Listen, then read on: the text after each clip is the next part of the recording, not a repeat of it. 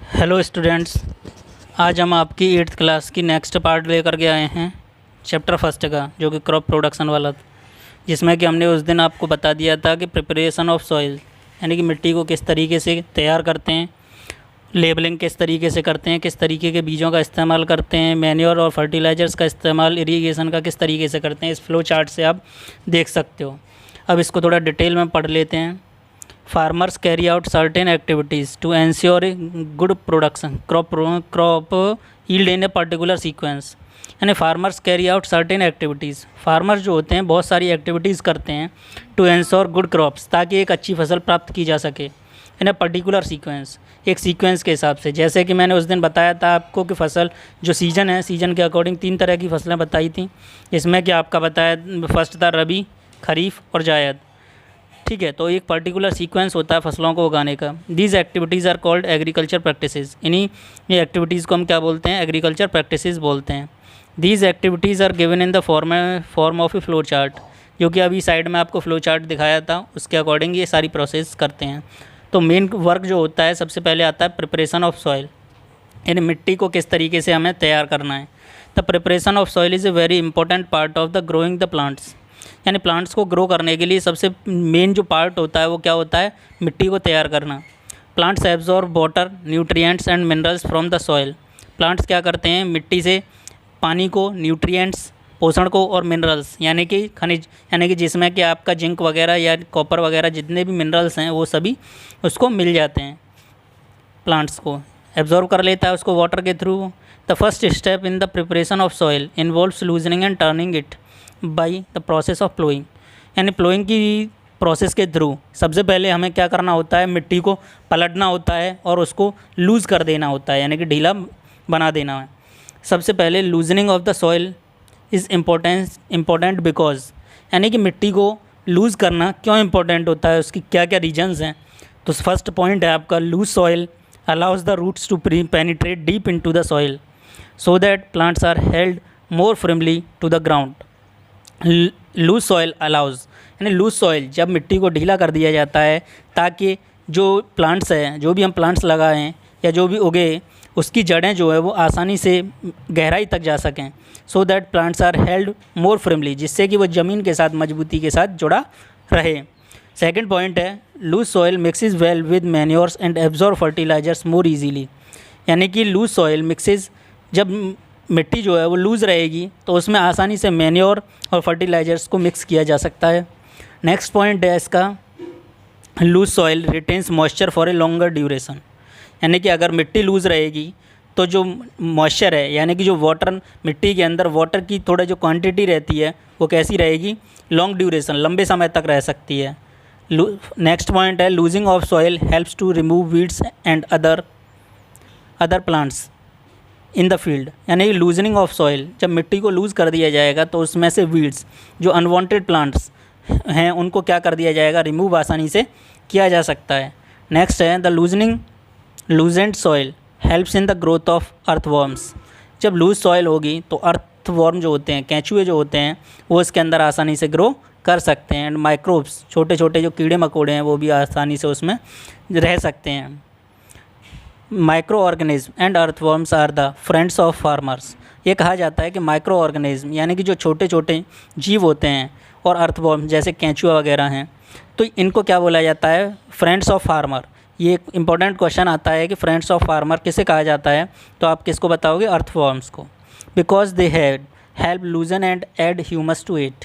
यानी कि उससे क्या होता है कि वो मिट्टी को क्या बना देते हैं? लूज़ बना देते हैं, होल कर देते हैं उसके अंदर, और लूज़ करते रहते हैं। And had humus to it, और उसके अंदर ह्यूमस एक सब्सटेंस होता है जो मिट्टी के अंदर वो पहुंचा देते हैं, जो कि आपके प्लांट को ग्रो करने के लिए बहुत ज़्यादा इंपॉर्टेंट होता है। नेक्स्ट पॉइंट है, the loosening and turning of soil during ploughing brings the nutrients rich soil to the top so that the plants can use these nutrients. और लूजनिंग और टर्निंग जब सॉइल की कर दी जाती है प्लोगिंग के through, brings the nutrients rich, तो उसके अंदर क्या कराया जा सकता है कि जो मिट्टी है उसके अंदर न्यूट्रिएंट्स मोस्ट अमाउंट में, यानी प्लेंटी अमाउंट में रह सकते हैं। Top so that the plants can use these nutrients, ताकि ये प्लांट्स जो है, जो भी उगे उसके अंदर, उन न्यूट्रिएंट्स का इस्तेमाल कर सकते हैं। उसके बाद loose soil allows the roots of plants to breathe easily. अगर मिट्टी जो है वो लूज़ रहेगी तो उससे जो रूट्स की प्लांट्स हैं वो आसानी से ब्रीथ कर सकते हैं, यानी कि सांस वगैरह ले सकती हैं। चलिए देखिए, ploughing of soil is done by ploughing, यानी कि ploughing of soil is done by ploughs, यानी कि जब प्लोगिंग की जाती है मिट्टी की तो वो किसके थ्रू करी जाती है? प्लोग्स के थ्रू। अब ये क्या है? Ploughs are made up of wood और आयरन। आपने देखा होगा जो पुराने ज़माने में हल हुआ करते थे, ploughs are made up of wood, वो लकड़ी के बने हुए थे और आयरन के बने होते थे। And they have an iron for easy penetrating into the soil. उसके अंदर आयरन के, ये कह सकते हो, नीडल जैसे निकले रहते हैं, वो मिट्टी को गहराई तक क्या कर सकते हैं?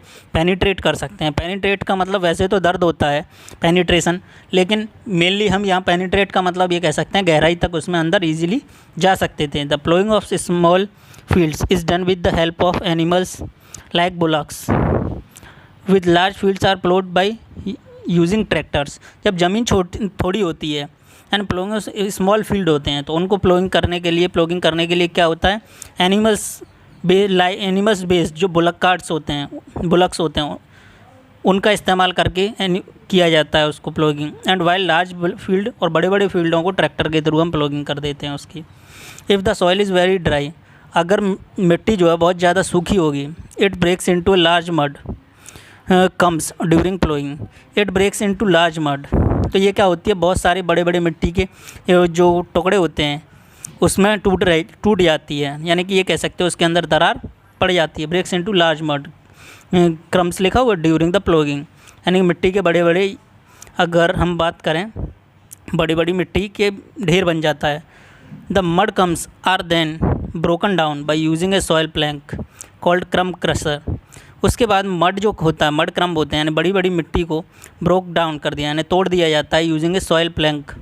सॉइल प्लैंक के थ्रू उसको क्या करा जाता है? तोड़ दिया जाता है, और इसी को क्या बोला जाता है? क्रम क्रशर, यानी मिट्टी को क्या कर दिया? चूर्ण बना दिया उसका, ये कह सकते हो, क्रैश कर दिया जाता है। नेक्स्ट आप देख लेते हैं, the ploughing of soil is levelled by pressing. फिर उसके बाद जो मिट्टी है उसको क्या करा जाता है? लेवल करा जाता है।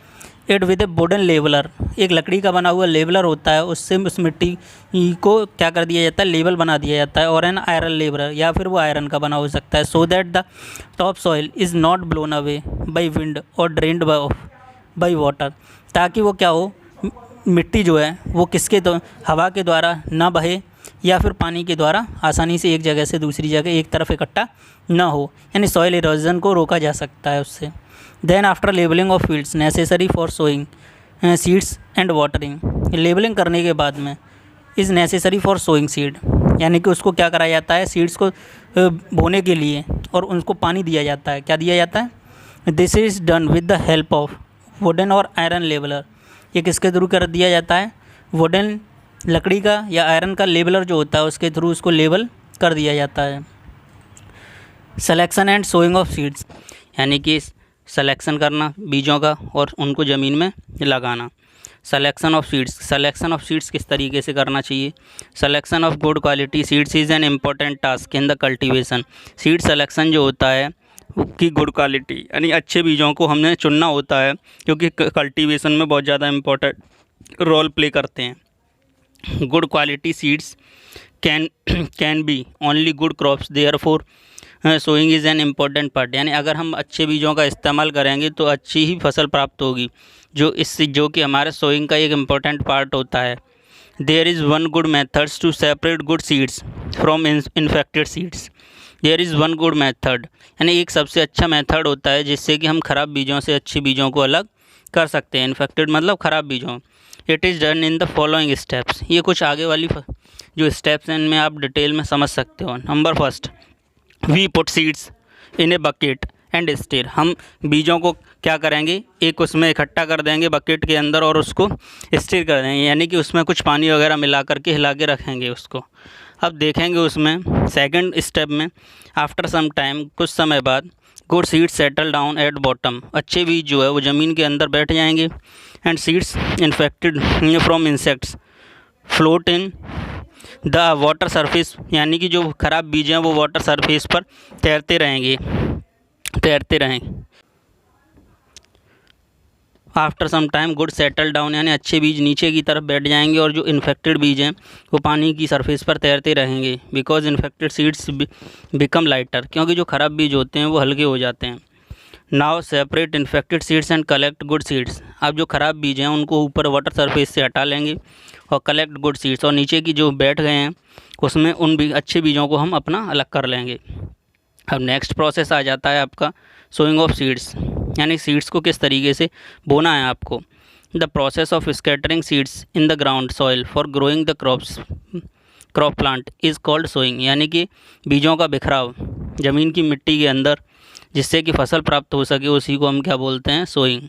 Sowing is the most important part of crop production, sowing जो होता है फसल उगाने का सबसे महत्वपूर्ण पार्ट होता है। There are two methods of sowing the seeds, यानी सीड उगाने के दो महत्वपूर्ण तरीके होते हैं। नंबर 1 ट्रेडिशनल मेथड एंड दूसरा है सीड ड्रिलिंग। एक तो होता है ट्रेडिशनल जो पुरानी परंपरा से करते चले आ रहे हैं हम उनका, दूसरा और सीड ड्रिलिंग, और दूसरा होता है सीडों को ड्रिल करना, यानी ज़मीन में छेद करके सीड को लगा देना।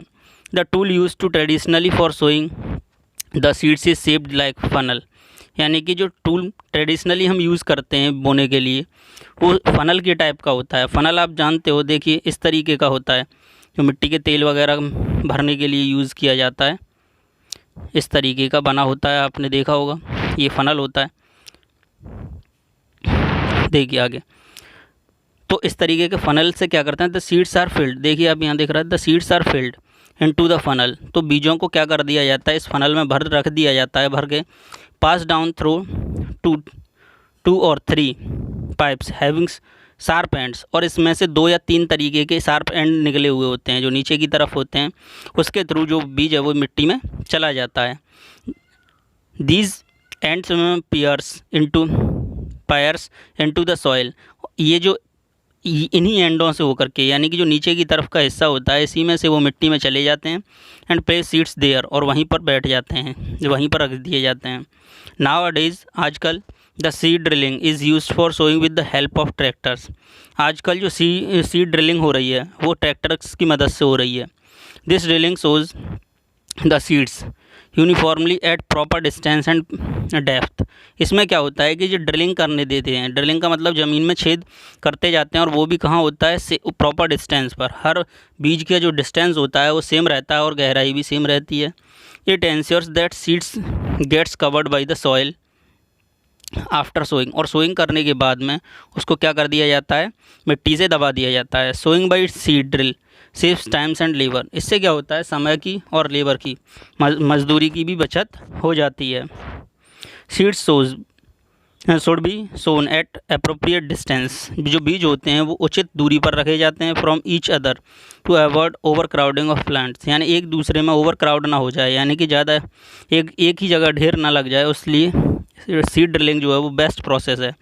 This allows the plants to get sufficient sunlight, यानी कि ये प्लांट्स जो होते हैं इनके लिए सनलाइट, न्यूट्रिएंट्स और वाटर प्रॉपर अमाउंट में होना चाहिए सॉइल के अंदर। सॉइल से तो जो न्यूट्रिएंट्स हैं और वाटर मिल जाएगा, सनलाइट से यानी कि सन से वो सनलाइट मिल जाएगी ताकि वो अपना फूड प्रोसेसिंग कर सकें। कुछ आप यहाँ लिखा हुआ है ग्रीन रिवॉल्यूशन। ग्रीन रिवॉल्यूशन क्या होता है कि जब 1960 की बात है, ये कब की, the green revolution a program that begin in 1960, यानी ग्रीन रिवॉल्यूशन एक ऐसा प्रोग्राम था जो 1960 में स्टार्ट हुआ। Refers to dramatic increase in agriculture productivity due to the use of genetically improved variety of seeds, यानी 1960 के दौरान क्या हुआ कि हमारी जो एग्रीकल्चर प्रैक्टिसेस थी, प्रोडक्टिविटी थी, हमारी जो फसलें उत्पन्न होती थी उसके प्रोडक्शन में बहुत ज़्यादा इंक्रीज़ हो गया। यूज़ ऑफ क्योंकि हमने उस समय अच्छे से अच्छे बीजों का इस्तेमाल करना स्टार्ट किया। डॉक्टर नॉर्मन बोरलॉग, यहाँ लिखा हुआ है, एन अमेरिकन एग्रीकल्चर साइंटिस्ट, ये अमेरिका के एक एग्रीकल्चर साइंटिस्ट थे, was instrumental in prompting this program in India, Mexico and Pakistan, यानी 3 देशों में इन्होंने ये प्रोग्राम चलाया जिसमें कि अच्छी गुणवत्ता के बीजों का इस्तेमाल किया जा सके, इंडिया, मैक्सिको और पाकिस्तान में। ड्यूरिंग दिस प्रोग्राम, इस प्रोग्राम के दौरान high yielding disease resistance variety of wheat, यानी गेहूं की ज़्यादा पैदावार करने वाले बीजों का इस्तेमाल किया गया। डिसीज़ रेजिस्टेंस यानी कि जिसमें कम से कम रोग आने वाले ऐसे बीजों का इस्तेमाल किया गया। Introduced in India from Mexico, Mexico से ऐसे बीजों को यहाँ पर इंट्रोड्यूस किया गया यानी कि यहाँ लेकर के आए। Doctor M S. Swaminathan considered India's